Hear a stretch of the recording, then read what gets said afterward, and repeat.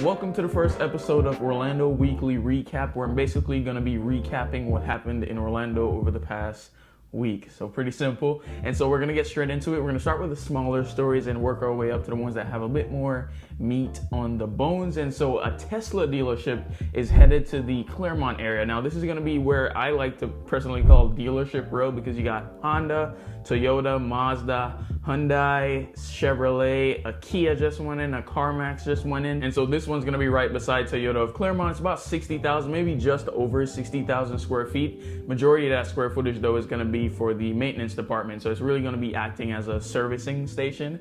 And they will have a portion of that for showcasing the different models if you maybe were to buy one. And so if you don't know, by following my Instagram, make sure you go follow that. I'm a big fan of Tesla. I think that's probably gonna be my next car purchase. And so this is pretty exciting.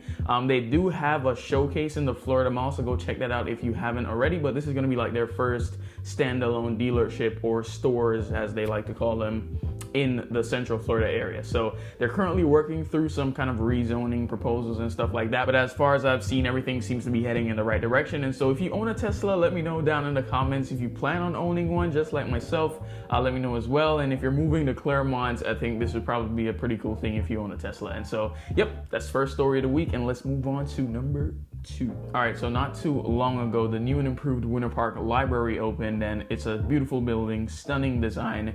As a matter of fact, when I'm doing my Winter Park update video, I'll be sure to kind of stop by there, and so you guys can kind of see it and that kind of thing. But that left the former building, which is about 35,000 square feet, vacant. And so the city of Winter Park was like, hey, we're gonna put out some requests for proposals. Anybody who is interested in kind of showing us your vision for this building, come out, put a bid on it, and we'll kind of go from there. And so they did that. And to their surprise, mind you, the location of this library, or this former library, is great. It's like 6 minutes walking distance to Park Ave. So it's like in the heart of the downtown area of Winter Park, which is like super awesome. So they were probably expecting tons of bids from different people pitching different ideas for what they would do to the space.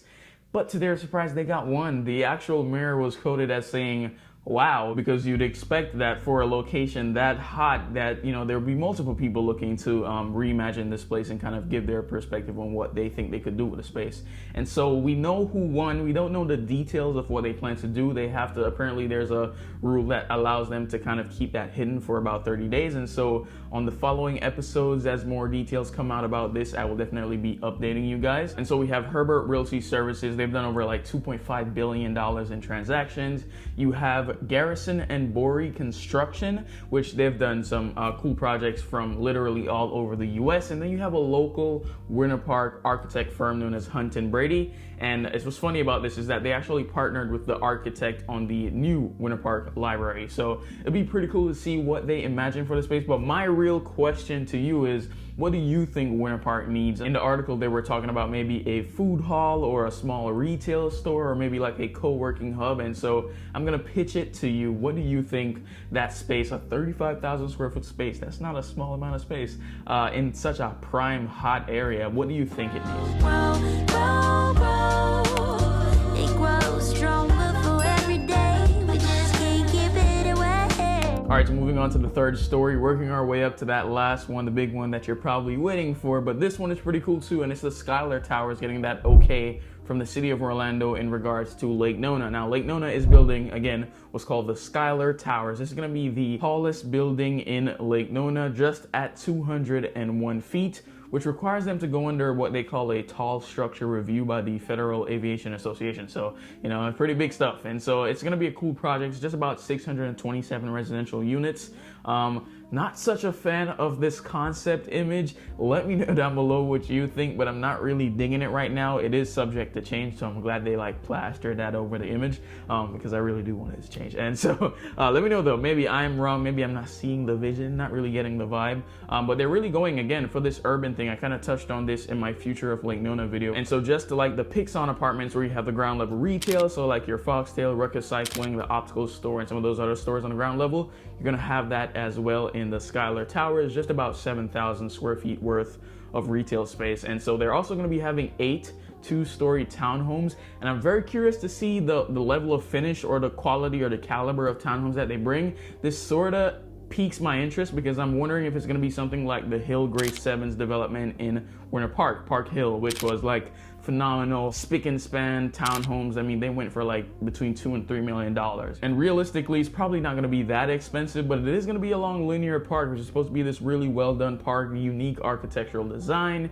That area in between the town center and Laureate Park and Canvas, which is where it's going to be situated, is known as Midtown now. And so I think that area is going to be in demand as it kind of gets built out more and more. And so I'm interested to hear your thoughts on it, but especially what kind of retail stores do you want to see in that new retail space in the Skylar Towers? And so with that, we lead straight into, I don't know why I did that, but I'm gonna do it again, straight into the last story, which is Disney delaying their Lake Nona move to 2026 and kind of what this means for the Lake Nona area. And so if you don't know already, Disney was supposed to be moving about 2,000 of their jobs from California, Burbank to be specific, where their headquarters is, kind of the Imagineering jobs, over to Lake Nona in this new campus that they were building to be completed by 2023. And it's kind of funny because OBJ, the Orlando Business Journal, kind of caught job listings on their website, you know, Imagineering job listings, and they were saying in the tagline is like the relocation will take place late 2024. So I think behind the scenes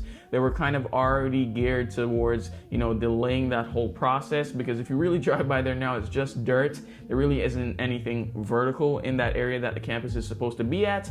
And so this has caused kind of frustration. On one end, you got the families who already moved in anticipation of this campus being complete relatively soon. And so, I mean, frustrated could be an understatement. There's a lot that goes into moving from one coast to the next in anticipation of a job transfer. And so I can understand and appreciate the perspective of those who've kind of moved because of this, who haven't moved, and just seeing the overall reactions online. And I did have one person that's kind of involved in the whole thing, and the feedback isn't so great. But in terms of what this does for Lake Nona, which I've seen touched on a little bit less than the overall move itself, but a lot of people are kind of questioning now, is the hype of Lake Nona gone? I think this paragraph from the Orlando Business Journal kind of puts it best, and so I'm gonna read it to you verbatim. And here's what it says. It says, when Walt Disney's relocation of 2,000 jobs from California to Orlando's Lake Nona was first announced, it functioned as gasoline poured on an area whose commercial real estate landscape was already on fire. And Lake Nona was already hot before the Disney move. Companies were already moving to Lake Nona before the Disney move. Disney really just made it sort of this wildfire. And so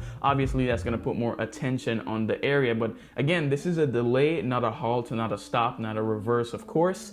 And so I know a lot of people are thinking that too because of the whole debacle with the Reedy Creek situation, but this isn't part of Reedy Creek, and you got to really dig into, on a macro level, this move in general and kind of what businesses are going to be looking at. With this move, Disney's going to get about $570 million in tax incentives through Florida's CITC program, which is their Capital Investment Tax Credit program. That's going to be paid over like 20 years.